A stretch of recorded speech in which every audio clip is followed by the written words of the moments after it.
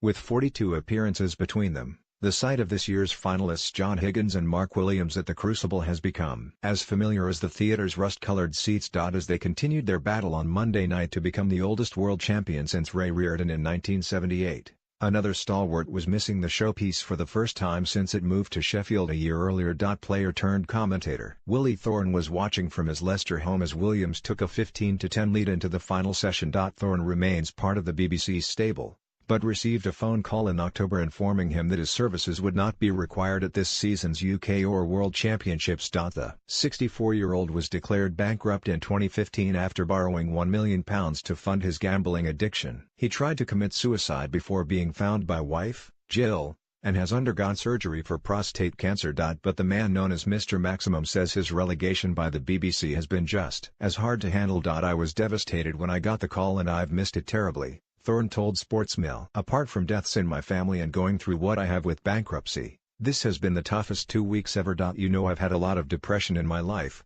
Well, I've hardly gone out this fortnight because I don't want people asking me why I'm not in Sheffield. I'm still working for them doing the Welsh Open and the highlights packages, but I absolutely love being at the Crucible and I so hope I'll be there again.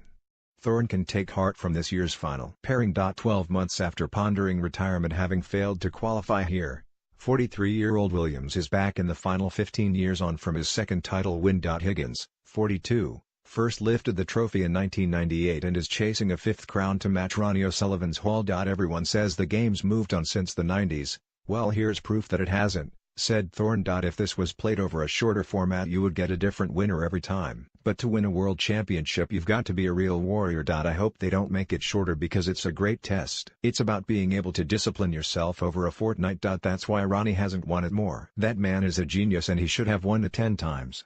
But you've got to have more than just ability to win this. Ronnie, John and Mark can't go on forever, perhaps 2 more years, but I can't see anybody else coming through right now. Modern players like Judd, Trump, flatter to deceive.